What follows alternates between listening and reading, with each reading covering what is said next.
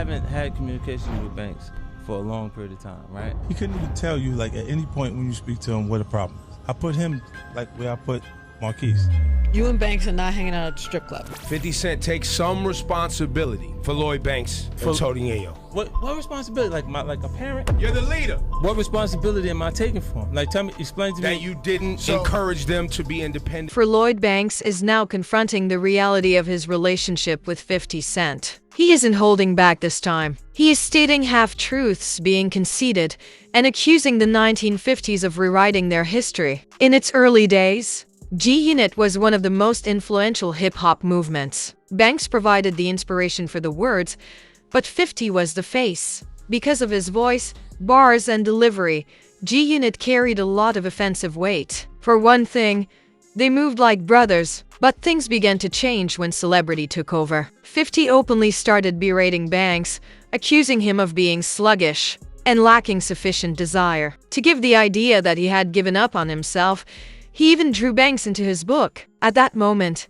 Banks remained silent. He simply remained silent, avoiding interviews, Twitter feuds, and covert criticism. However, now, he can no longer remain silent. In a recent interview, Banks discussed everything candidly. He feels that calling someone lazy is incorrect and obviously rude. What is most painful about it? When things became tough, there weren't even 50. When Banks was at his lowest, 50 wasn't there to help him, he said. Additionally, he asserts that despite 50's belief that Banks had fallen off, he continued to work. He simply didn't do it the way 50 desired. He remained devoted to life, music, and self-improvement on his own terms. Furthermore, he's at last making restitution after years of silence. But you're aware of 50 moves. Furthermore, he took it seriously. 50 returned with his own shade from the moment Banks concluded that interview. It appears that their friendship has lost its purpose. Some admirers believe 50 helped develop the business,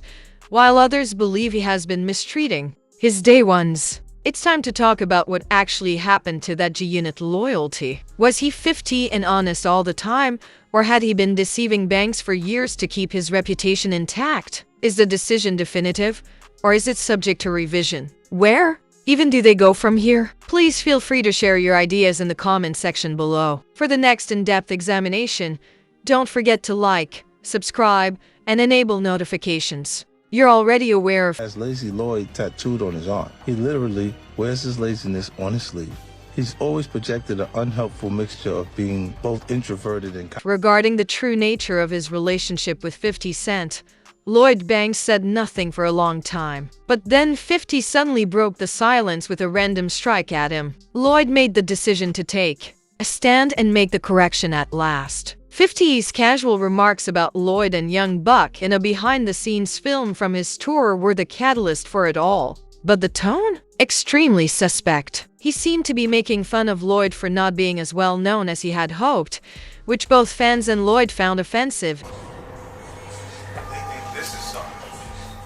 And that is the exact reason Lloyd is different from 50. Lloyd has never really used the shady interviews and social media posts that 50 Cent does like. So far, he has remained composed, private, and disengaged from websites. In a rare interview, Lloyd finally answered questions regarding his connection with 50, and he wasn't holding back. He responded to the persistent charge of laziness, the gossip, and the disdain. Music was clearly not the only thing here. It had a personal element. Lloyd explained that although 50 was criticizing him for not being motivated, he was actually dealing with a challenging circumstance, the death of his father. Instead of being helped by someone he thought was family, he said he was attacked because he was going through real-life grief. A number of times, not just once. 50 made it a popular joke in memes, novels, and interviews. So, Banks' temperament was definitely a little crazy.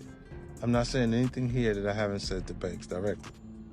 Another time I sat down with him, just when IG was starting to pop off, and tried to drop this gem on him. You gotta get on Instagram, I encouraged him. You can be a little awkward in person, so this is actually a better way for you to communicate with people. Nah, I don't want to do what he said. Why not? You can literally put punchlines under your pictures, make some new fans. Nah, that's corny, he told me. When Banks made that comment to me, I'd realized he had gone as far as he can go.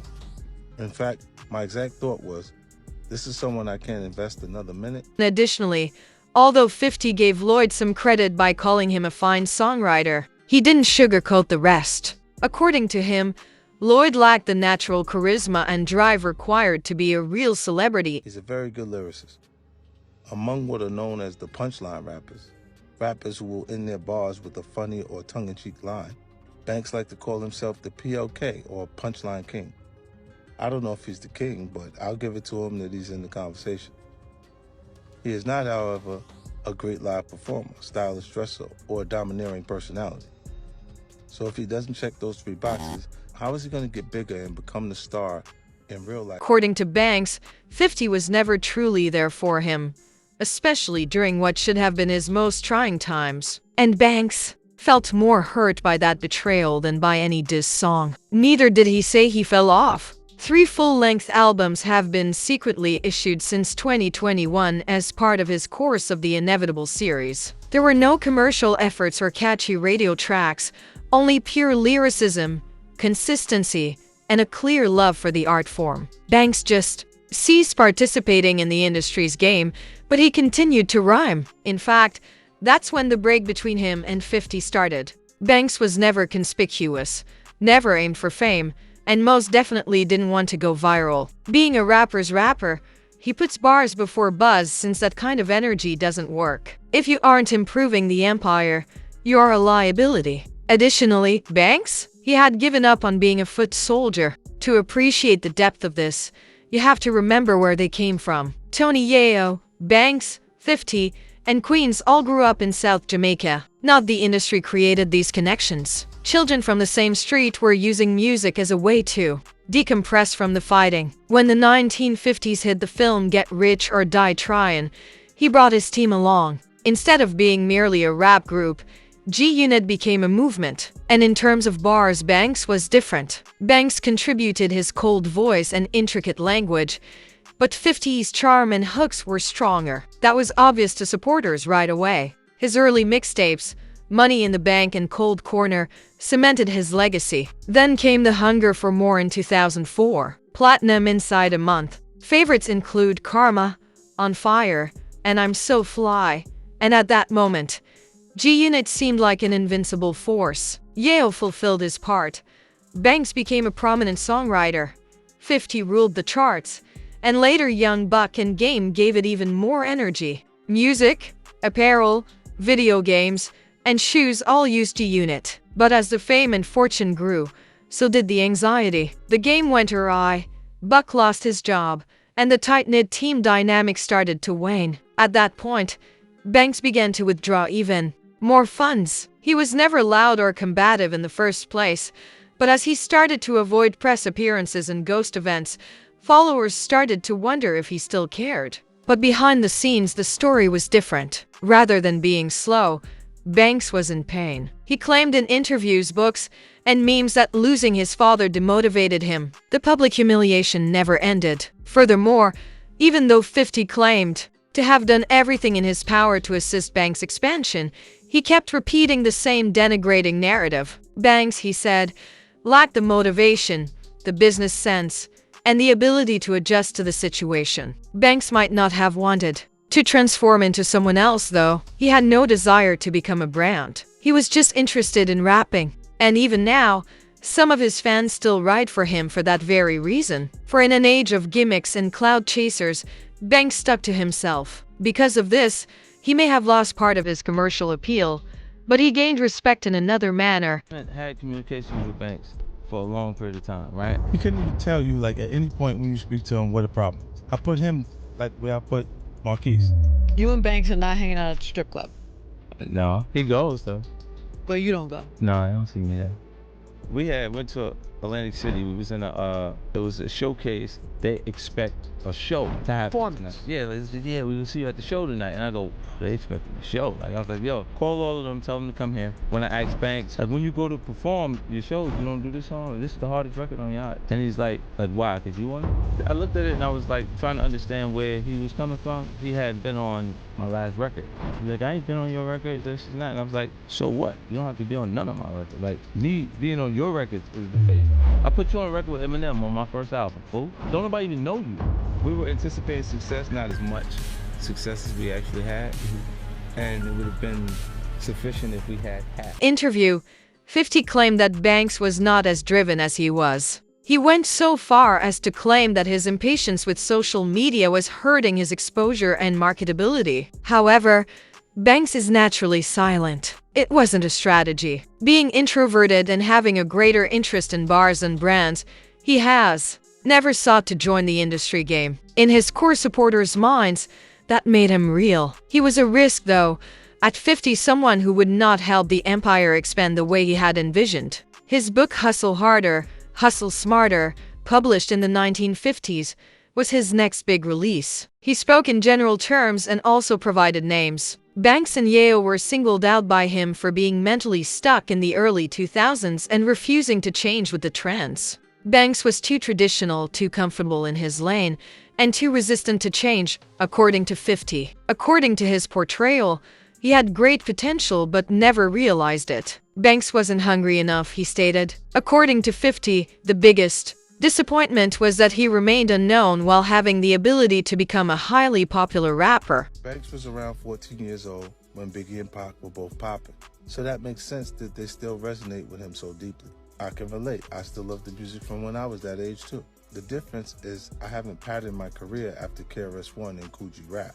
What would be the point of that? They were both incredible in their moment, but I've always been concerned about creating my own moment rather than copying theirs.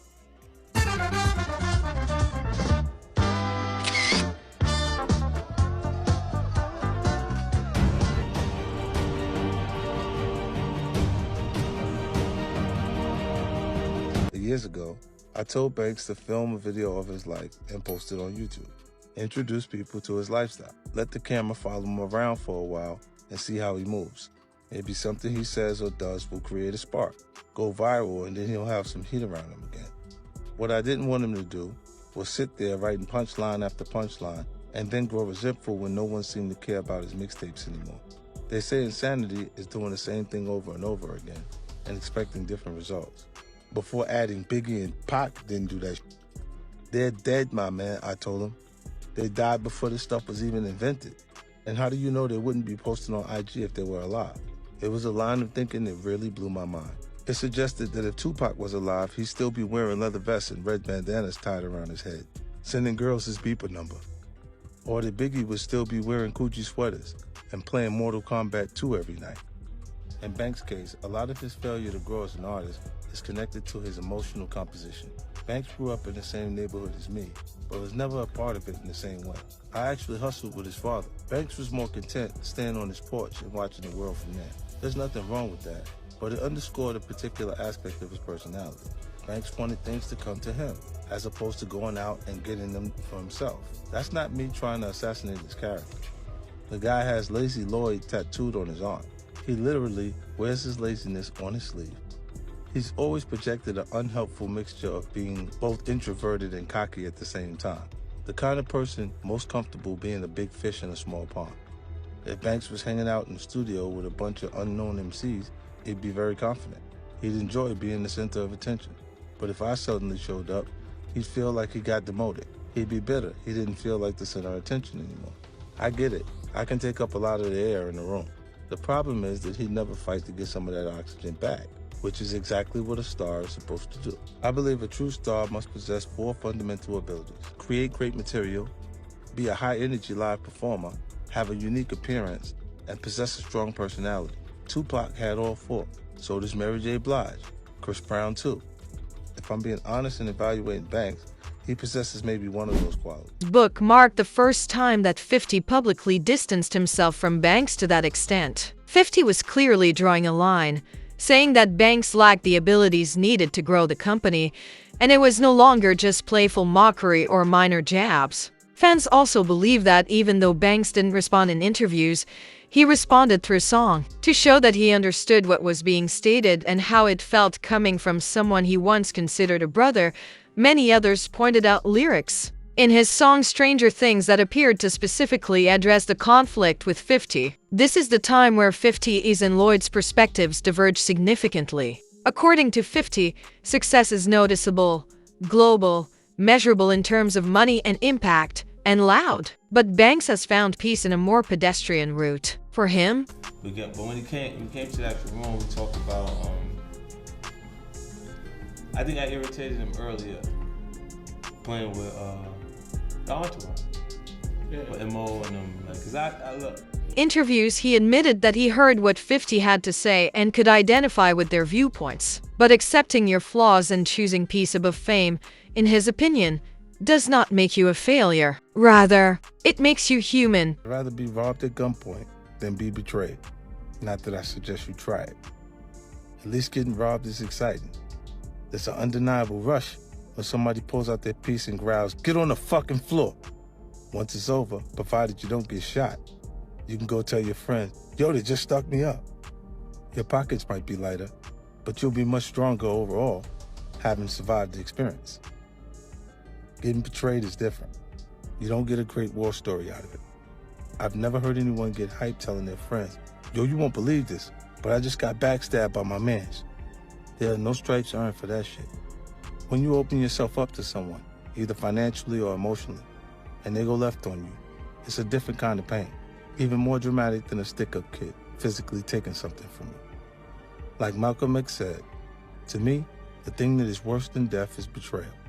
You see, I can conceive death, but I could not conceive betrayal. Consequently, Lloyd isn't hesitant to admit that he's a more laid-back individual. That does not, however, equate to being lazy in his opinion. He has simply never been interested in the drama and power struggles that often come with being in the spotlight. He wants to create music on his terms, release it, and let it do the talking without any other noise. That approach, however, seemed to lack drive or zeal from the standpoint of the 1950s. And it was at that point that most of the hostility between them really started to grow. Furthermore, there is the factor of loyalty. They have long talked about the importance of loyalty to the 50s. He went so far as to say in his book that he would rather be shot than have a close friend or relative turn against him. Therefore, 50 feels that when people in his network, especially those he helped raise, start to shift or remove themselves, it is a personal betrayal. And he doesn't hold back when he feels that way. He informs everyone of his decision to end relationships. Because I find betrayal so painful, I put incredible thought and consideration into the people who surround me. As I detailed in this chapter, when I was first coming up, I made a mistake of confusing loyalty and location. It's a miscalculation a lot of people make, wanting to believe that just because someone is from the same streets as you, that they're gonna have your back forever. I learned the hard way that that's not the case. I think everyone's a little afraid of being too trustful, but I'm definitely worse than most. In my life, I feel like I've been betrayed by people I deserve better from. People I've given money to, opportunities to, love to, even life to. Because of that, for a long time, the only thing I had faith in was money. I only trusted the paper that says, "In God we trust." This is one of the reasons the theme of betrayal is so prominent in my show Power. It's an issue that's always on my mind. So much so that I even called the last season The Final Betrayal. 9. I genuinely feel that I give my best to the people I surround myself with, 50 explained. He is the type of person who will promote you, ride for you, invest in you, and even take risks on your behalf. Thus, when those same people move away, change, or behave in a way that seems to betray him, it's worse than death. Both business and personal are in. Son wants to sit down with you. No, he doesn't. See, Charlamagne, you would call me. You don't call TMZ to say you want to sit down. Think about it, man. You know, you want some attention. And it's okay, you can have as much of that as you want. You know, it's just like he's been trained to believe what you seeing him say in that interview, that what he was saying, he's been trained to believe that for a long time. Like, you don't just wake up and say, oh, well, I don't believe what I've been believing forever. Would never be open to it? No, I don't think the relationship works. I'm not, look, for a long time, Charlie, man, I went running behind him. I went places that he went, and he left the places. Lloyd Banks is not the only problem, therefore. Regardless of the individual, 50 Cent has made it clear that he appreciates devotion. He has distanced himself throughout the years from anyone he felt disagreed with him, even his own son, Marquise. As their relationship ended, 50 believed there was no loyalty. Instead of making a public effort to make amends, he chose to move on. 50 finds it hard to see the partnership in the same way after losing the trust and loyalty that are essential to him. Interview 16, 36, 17, 25. In light of this, even his closest friends might not be safe if 50 is willing to stop communicating with his own child because of what he believes to be betrayal. Tony Yeo, another founding G-Unit member, was considered one of the 50's most loyal members. He had years of support from Yale through everything. However, he was not untouchable. When there were rumors of treachery, whether or not they were accurate, 50 didn't hold back. By publicly calling Yale out, he showed that any sign of change has consequences in his society. If you don't do it, like if I don't give him something that he wanted murder, he's gonna go back to doing what we did. You remember saying that to me? You don't remember saying that? Yeah, tell him, you be telling Vlad all kind of I don't want to get into all that, but yeah. Look better than Vlad. You think you tell me the thing? Yeah. My He don't even look like the same dude to me nice on for them Vlad. stories. Young Buck. In the early 2000s, Buck had a significant role in G-Unit's rise. It was his passion, style, and Southern influence that helped the group reach a larger audience. But as soon as 50 Cent believed that Buck was being disloyal, things became much worse. Rather than quietly withdrawing, 50 abruptly and publicly kicked Buck out of the group. The ensuing internet taunting, phone call leaks, and diss songs showed that once 50 feels duped, there's no going back. If you don't do it, like if I don't give him something that he wanted murder, he's gonna go back to doing what we did. You remember saying that to me? You don't remember saying that? Yeah, tell him, you be telling Vlad all kind of I don't want to get into all that, but look better than Vlad. You think you tell me the thing? Yeah. My He don't even look like the same dude to me nice on for them Vlad. stories. 57, once one of G-Unit's greatest talents, the Game, experienced the same fate. The split between 50 and Game, one of the most well-known feuds in hip-hop history, was, as we all remember, brutal. After years, he saw the photo of Lloyd Banks and the Game together, and that was it for 50. He felt deceived by it. In an Instagram post that has since been taken down, 50 replied with some enigmatic profanity. "What do you see when you look at this picture?" said he. "I understand. I am not sure if I am alone. Somehow, I'm a cancer. Don't go old with me. I'm not asking for problems, but I don't mind them at all. I'm different. The question is not how I feel about it, but how does Lloyd Banks feel about it?" said he. "It is simply preferable to let certain crap alone." Do you think Banks and 50 will ever reconcile now that he's finally had a voice? Or have things gotten too bad over the years? Please leave your thoughts in the space provided below. You can also view this next video here for more information. Continue to be attentive and focused.